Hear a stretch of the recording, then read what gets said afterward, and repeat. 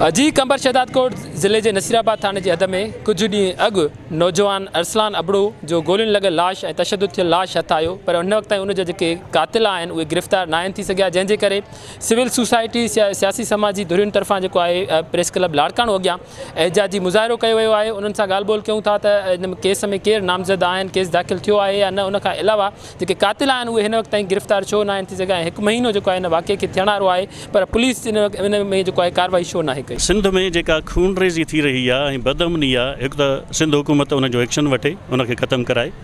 ॿी अहम ॻाल्हि इहा आहे त असां वटि हिकिड़ो फ़हमीदा सियाल जो क़त्ल थियो आहे, उनजा क़ातिल बि गिरफ़्तार थी चुका आहिनि ऐं असां वटि नाज़िम जोखियो जेको आहे उहो बि वीचारो शहीद थी वियो।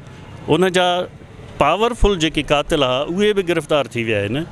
पर हीउ जेको केस आहे हू अजायो सजायो गिंजरायूं वेठा आहिनि उते हद जा पुलिस वारा या को ॿियो बि जेकॾहिं नामिनेट आहे त घटि में घटि इहा सिंध हुकूमत खे इन जे ख़िलाफ़ु एक्शन खणणु घुरिजे ऐं उतां जी पुलिस ऐं इंतिज़ामिया खे तहरुक में अचणु घुरिजे त जीअं हिन मासूम जा क़ातिल गिरफ़्तार थी सघनि। एफआईआर बिल्कुलु दाख़िल थी आहे, नामालूम असांखे कंहिं जी बि ख़बर न आहे त केरु आहे केरु न। मुंहिंजो बच्चो हिकिड़ो जेको हुयो सोशल वर्कर हुयो, सिंधी सपूतर पुटु हुयो, मुंहिंजो पंहिंजे सिंध यूट्यूब जे हिसाब सां निकिरी वियो हुयो ऐं उनजे कमु सिंधी मागनि जे हिसाब सां उहो ग्लोब जो कमु कंदो ऐं उन्हनि जे लाइ निकितल हुयो। कंहिं दोस्तनि सां असांखे का ख़बर न आहे त कंहिं मारियो वियो आहे कंहिं न मारियो आहे। ॾींहं ॾिठे जो 4 बजे रोड ते मेन हाईवे रोड ते मारियो वियो आहे मुंहिंजे बचे खे। उनजो कसूर ॾसियो, उनजा गिरफ़्तार कयो। हिमल ताईं 20 ॾींहं मूंखे कंहिं ॾों बि इंसाफ़ कोन मिलियो आहे।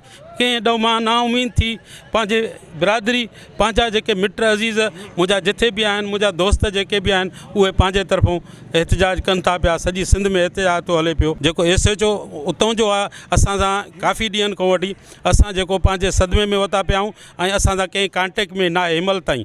ऐं असां त हुन ॾऊं 2-3 दफ़ा फ़ोनियूं कई त चई इनशाला रिज़ल्ट मिलंदी। इनशाला कॾहिं रिज़ल्ट मिलंदी असांखे अञा।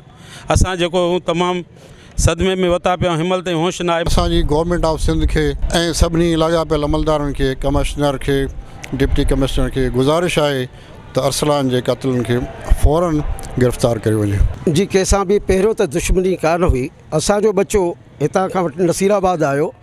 नसीराबाद खां पंहिंजे वालिद सां 2 कलाक अॻु में वीडियो कॉल ते ॻाल्हाए थो त बाबा साईं मां हिन जाइ ते वेठो आहियां, वाराए में वेठो आहियां। उन 1.5 कलाक खां पोइ 3:30 बजे मेन इंडस हाईवे ते जानीबंद जे साम्हूं हिन खे शहीद कयो थो वञे। पर इंतिज़ाम ओॾीमहिल पती बि आहे। असांखे वाक़ई मुंहिंजे भाउ जे बकौल त माना दिलासा ॾींदी रही आहे त असां तव्हांखे जल्दी रिज़ल्ट ॾींदासीं। असां हिन में SSP साहिब सां बि मिलिया आहियूं, DSP बुलेदी साहिब सां बि मिलिया आहियूं। SSP साहिब खे बि अर्ज़ु कयो आहे त साईं महिरबानी कयो, हीअ जेका 2 कलाकनि में तव्हांजो कमु आहे त इहे जवाबदार 2 कलाकनि जे अंदरि किथां निकिरी किथे अचे पहुची ऐं किथे क़त्ल कयो आहे, नौजवान जो क़त्ल थियो आहे। पर असांखे अॼु ॾींहं ते 20 ॾींहं गुज़री वियो आहे। SHO खे पुछूं था त बाबा साईं SHO साहिबु ॾे असांखे का प्रोग्रेस आहे, कुझु रिज़ल्ट मिली आहे?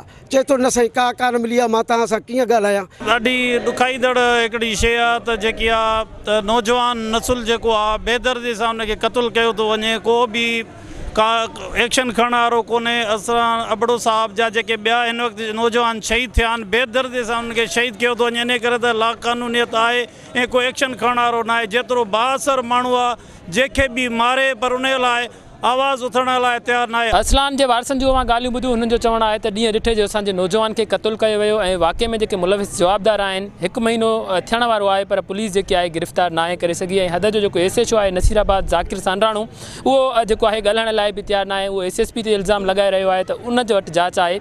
हिननि जो इहो मुतालबो आहे त असांजे नौजवान जा जेके क़ातिल आहिनि उहे फौरी तौर ते गिरफ़्तार कया वञनि ऐं असां सां इंसाफ़ कयो वञे।